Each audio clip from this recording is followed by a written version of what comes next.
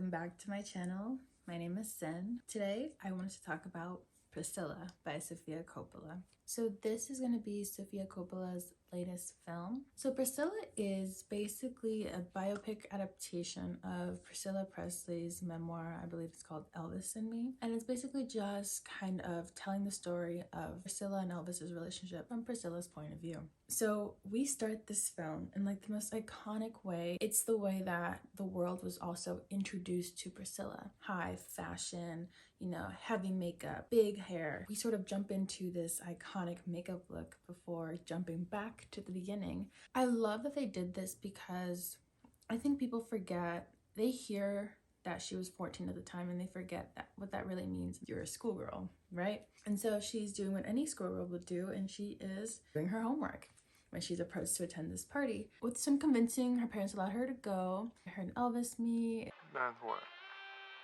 Grade. Ninth grade. You're just a baby. It's, you know, awesome. Like, imagine meeting like your celebrity crush and like he asks you out to hang out at his party. You know, I'm smiling, I'm getting to, because I'm imagining that for myself, but that is kind of weird.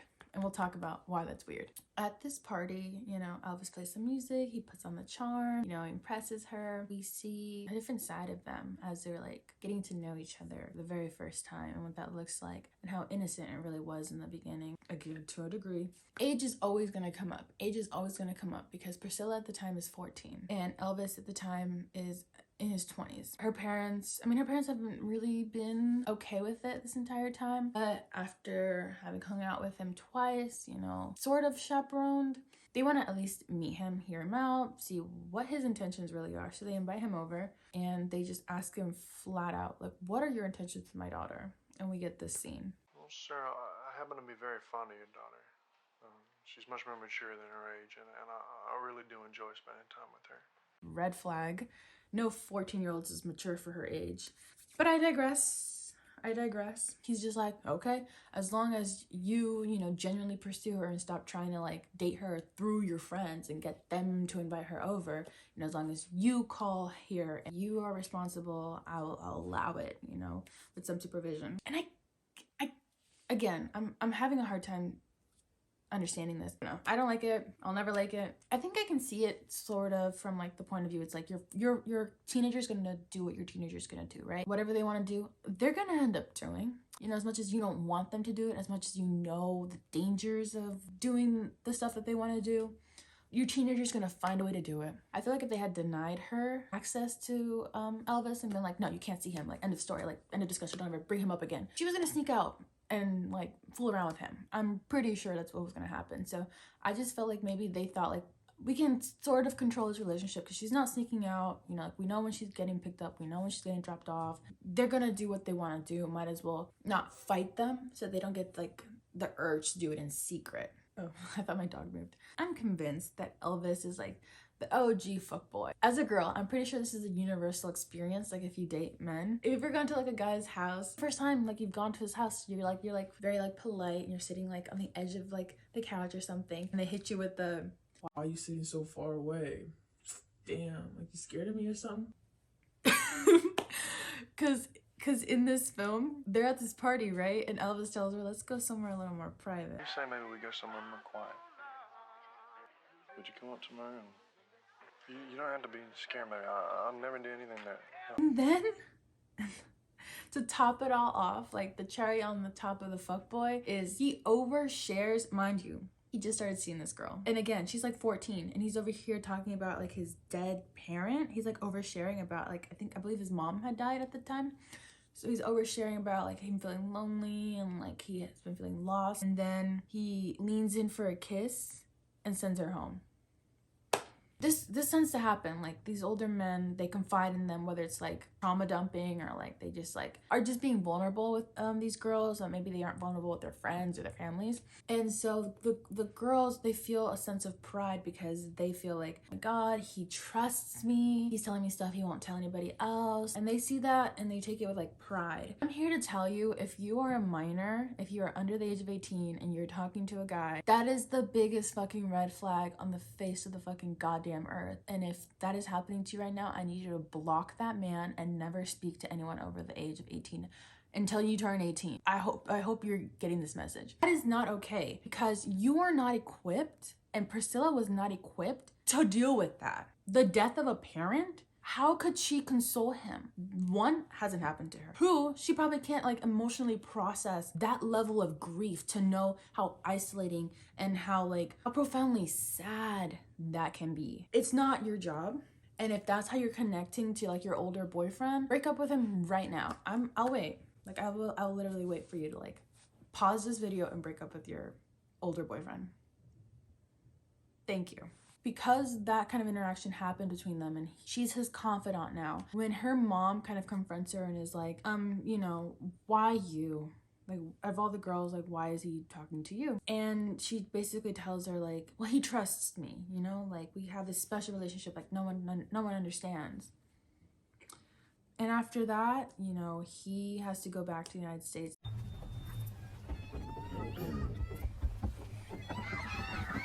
I love the shot of like them in the car. I don't know what it is. So after Elvis goes back to America, she goes back to school. She's still thinking about him, and the time they spent together, and this and that. And he hasn't called, because that's what fuckboys do. Promise to call, and then they don't call. So I guess he like ghosted her for like a minute. I love the way that Sofia decided to show the passing of time with her collecting like Elvis memorabilia. And I love the attention to detail from the production design team, where they recreated all of the Elvis memorabilia with, I'm forgetting his name, which is really bad because he's like really blowing up right now. Jacob Elordi. But the fact that they recreated all the magazine covers and the albums and the calendars and the little buttons. So they recreated all the Elvis memorabilia with his face on it, which I think was just like a beautiful touch. So while she's kind of waiting for him, so her mom is basically telling her like, hey, forget about him. He hasn't called. You keep collecting his merch. But he's probably with women his own age. Guys like know when you are like moving on from them or you're starting to forget them. They have like a sixth sense hitting over them, and that's when Elvis calls. He's like, I've been thinking about you. But if you really been thinking about her, you would have called her. But again, she's 14. So nonetheless, he calls her and he's like, I've been thinking about you. Please come to this party. They arrange it with, you know, a little pushback from their parents. They still make it happen. They agree to like a weekend or something. And she flies out to see him. Wow, she's young, huh? She's like a little girl. 30 minutes into the film, and we are still driving home the point that she is too young. Yeah. But after the party, Elvis gives her sleeping pills to help with her jet lag. Oh, she's waking up. I'll get her some water. We just went to bed. Well, you've been out for 2 days. Yeah, I don't know about you, but if I was seeing a guy and he gave me sleeping pills, like, oh, it's gonna help like for the jet lag or something, and I was knocked out for 2 days, yeah, I'm gonna go home. And no one thought to take her to the hospital. They just let her sleep for 2 days. What if she didn't wake up? What if like it hadn't been just like her being knocked out for 2 days? What if she had died? They don't think anything of it because she wakes up and they go to Vegas.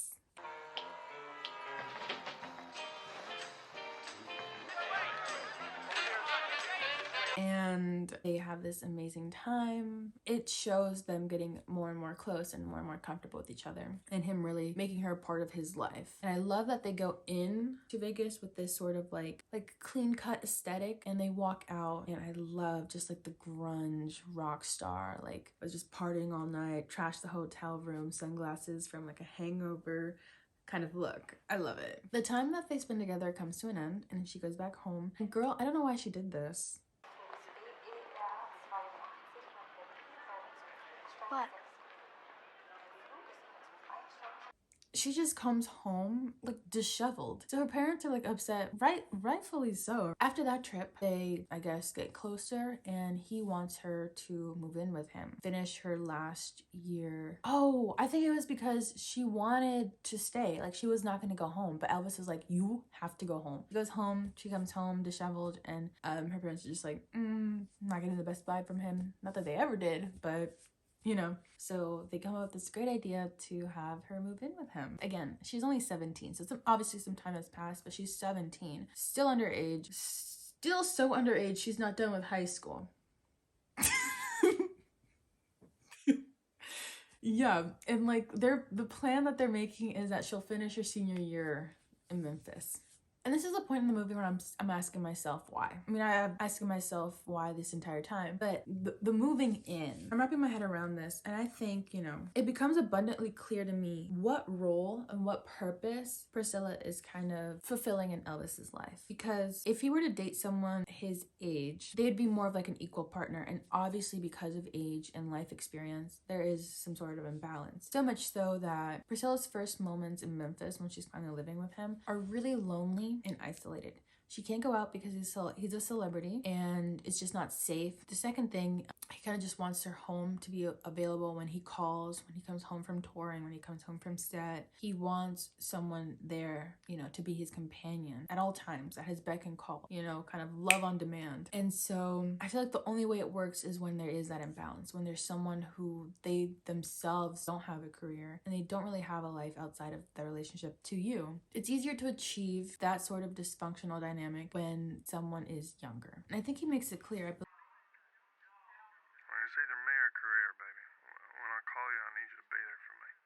And that's where we get it, you know, in plain English. She can't have a life of his own. Her life is now just to cater to him. That's a big reason for him being with someone like that. Because also at that age, she's still so enamored by him. And he could have anyone. And I feel so special that he chose me, right? That's probably what's going through her head. And if I have to sit at home all day by myself and just wait for him to call me, that's a privilege, you know, because other girls don't get this privilege. But I think what she doesn't see is that you're not really respecting yourself if that's what you're doing. And most likely other women his age don't put up with it and be like, I'm not dealing with this. Like, who the fuck do you think I am? Do you don't think I have a life or I'm worthy of having a life outside of you? And they would like drop him or break up with him. But when you get someone that young and impressionable, and also when you're a celebrity and they're not, there's also that dynamic. Like, there's just so many nuanced layers of an imbalance of power, whether it's their age, celebrity status, she's isolated from her family. All of these things go into the foundation of why this relationship was not good and didn't work out. And this is also very detrimental to her social development. And so it's imperative to be around culture, community, you know, people your age, go out and explore and have fun and connect. And when you are depriving someone in their most formative years of that, that's doing colossal damage, which I don't think she or he realized at the time.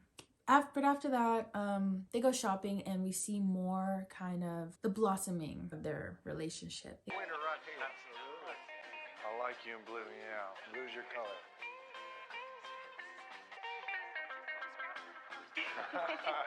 They go shopping and he's buying her all these things and kind of like introducing her to like a new lifestyle, and he matches all her clothing to like a gun. It's really cute, and I like the way that it has a very like music video-esque tone to it, which I know Sofia has done with like Marie Antoinette, and it's kind of like a stylistic choice she makes when she makes montages, which I really love. Now that she's no longer in school, and I believe Elvis is like taking a break from tour, they're spending a lot more time together. Again, still very isolated and in the home. Like, they spend all day and all night. I don't think they leave their bed like ever, day after day after day. Elvis leaves for another movie. He stars in another movie and he leaves her behind, and this time it's a little harder because she's no longer in school to distract herself, and so she really is spending a lot of time isolated, more so than before. There are rumors circulating that he is, you know, dating his co-star or something, and she confronts him, you know. She's jealous and this is her man, so she makes an unannounced trip to California to confront him about it. And this is the first time she sees another side of him that scares her. Why did she go back to Sweden where she belongs? I need a woman who understands that things like this might happen. Are you gonna be her or not? He wasted no time putting her in her place. And she goes back home. She goes right back to Memphis. Then they get into another really big fight because she finds a letter, and when she confronts him with it, he's like, you need to go back to your parents. Like, I can't have someone, I can't be in a relationship with someone that is always like accusing me and stuff. And like, they throw this big fight. He throws like all her clothes in her suitcase, and it's bad, which is another scene that really highlights power imbalance. That is followed by a scene where they are sampling new music for Elvis, and he asks her opinion, and we get this TikTok gem. I don't know if I like it. What do you mean you don't know if you like it? And his reaction is honestly batshit insane because he throws a chair at her. This is a critique to the other men in the room that did absolutely nothing to help her. That chair almost hit her. It could have seriously hurt her. And all one guy did in the room was like yell, "Watch out!" And then he said he was sorry. Fast forward a few years, they have moved to LA, and Elvis has really gotten into book club, which is what I'm gonna call it. This one woman in the audience is asking him questions, and I think he flirts with her and asks her what perfume she's wearing. This obviously pisses off Priscilla, because if you have been paying attention to like the film, in the beginning when she's unpacking, she unpacks a bottle of Chanel No. 5. That is Priscilla's signature scent. You're telling me you don't recognize the scent? Yeah, no. Done. You're done. You're done. Then we get a scene of them taking infused sugar cubes. I don't think that this helps them get deeper. It's a beautiful scene that kind of showcases them being a little more intimate. I don't think it helps them get, you know, an understanding of each other on a deeper level, but I do think it lowers their inhibition enough for them to get closer as a couple. He's getting really into religion, right? And he continues to put off being intimate with Priscilla. She is 19 at this point, and she's coming on strong, and he's like, no, right? The Bible says no. Bible thumping as a cockblock to your own partner, you know, it's an interesting choice, but the reason it's so hypocritical that he cockblocks himself with the Bible, she calls him out on it, right? She calls him out and she's like, I just don't, it's just unhealthy, you know, this new obsession with religion, right? She tells him that to his face. He doesn't believe her. He invalidates her basically. Soon after, his manager calls him and tells him, hey, you're being a little too religious right now. You should put the Bible down and go back to making music.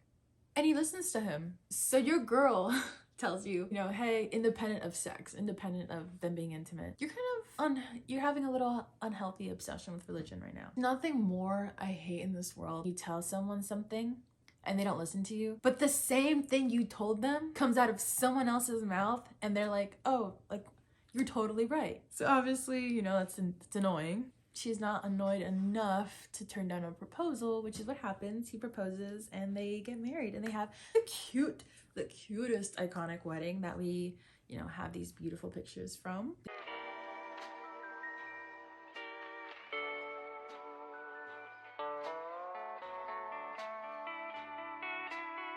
They enjoy a little bit of marital bliss before Priscilla becomes pregnant, but the marital bliss is shortly lived. He has to go back to work. Like clockwork, dating rumors start circulating. He basically tells her she's jealous and they should spend some time apart. She's just so pregnant and so tired of his bullshit that she kind of gives up in a way. But then the baby comes. Everyone's just so excited and like there's this chaos, right? There's like this moment of chaos as everyone's trying to get her ready to go to the hospital and have this baby, and she's just very calmly applying her makeup. At this point, it's ingrained in her that her appearance holds value, especially as a celebrity's partner. And so now that their relationship is public and now that people do know about her and they've been introduced to her with this certain look, she doesn't even want to give birth not looking her iconic self, which is a little disheartening to say, because that's like a precious moment that you don't have to perform. The next scenes we get are of them having this intimate moment, cherishing their baby before they have to basically get through paparazzi to get into their car. Sometime after the birth of their daughter,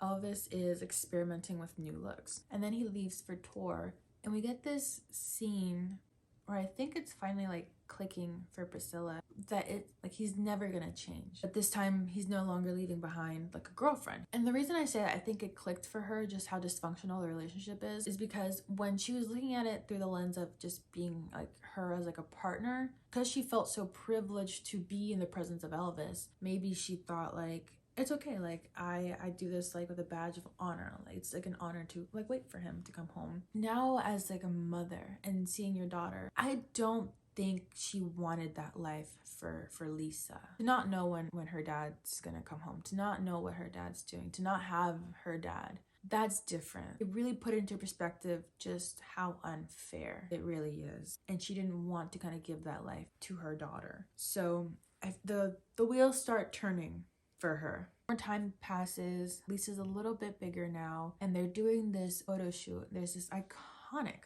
photo shoot that we know of them. Elvis is in the kind of iconic Elvis look that people in my generation that kind of watched Lilo and Stitch. It's so funny I say that because Jacob Elordi literally said that prior to taking on this role, that was his only introduction and only exposure to Elvis was Lilo and Stitch. So my generation knows Elvis in like the full get up, the jumpsuits, like the Vegas residency Elvis is the Elvis that millennials and under kind of picture Elvis to be. And so we get our iconic Elvis and a more toned down Priscilla and their child. And this really highlights just how apart they've grown. And she's retreating back into who she probably was before. Not only is there a disconnect in their wardrobe, there's a disconnect with them, with the way that they talk and are talking to each other and how short they keep their conversations and interactions. And then we see her driving. And I love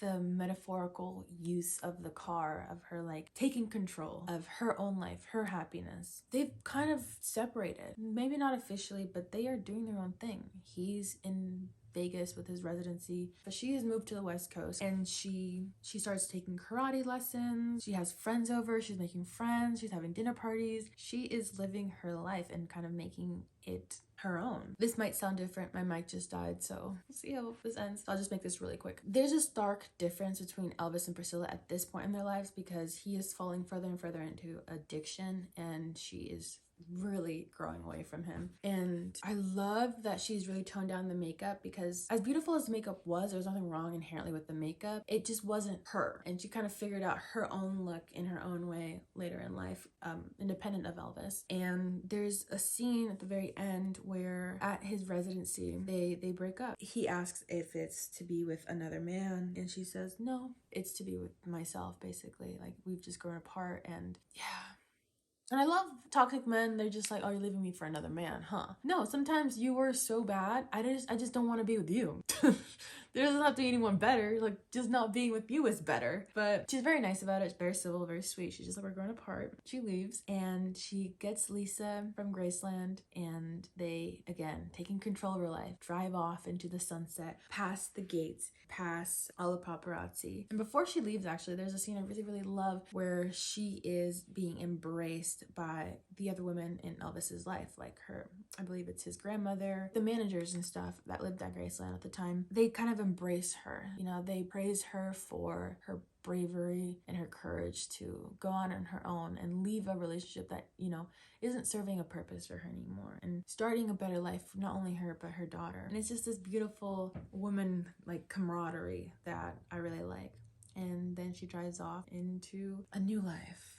This film, although I loved it cinematically, I felt like Sofia Coppola did an amazing job telling the story very authentically and truthfully. I don't feel like it painted Elvis in a bad light, like maliciously. It just depicted the true nature of their relationship, which was a very stark power imbalance that came from age, celebrity status, the isolation, all of these things. They were never really equal, and it really kind of just showed you how detrimental that can be to a person's personal development in their life. And so I love just like the very honest and raw and vulnerable depiction of this relationship that Sofia was able to achieve. And also kind of getting into the nature of their relationship. It was a little difficult for me just personally to watch it because I just turned 25 and I have been someone who predominantly dated older, a little bit older than I probably should have. And there was always some level of like power imbalance because, like it or not, that's just what it is. It's an imbalance of power and you can never truly be equal. And it just kind of felt like I was watching my own life and everything I was realizing now as a 25-year-old, reflecting back at like my dating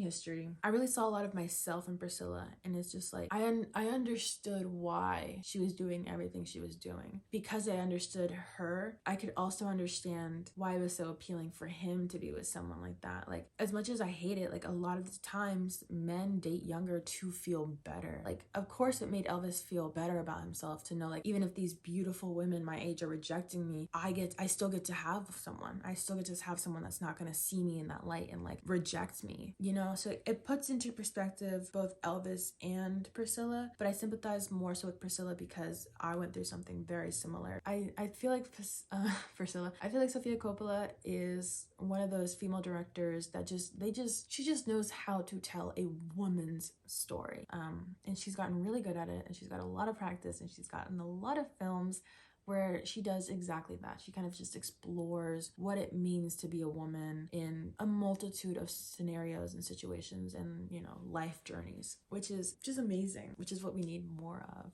And she kind of, this particular film and this particular director because reminded me like why I even started this channel. I wanted to highlight that there are women out there doing it and doing a great job at it, and they deserve space in the film industry. If you like this video, please give it a thumbs up, comment, please let me know, and don't forget to subscribe. I make videos about female directors all the time, and I will see you next time. Bye.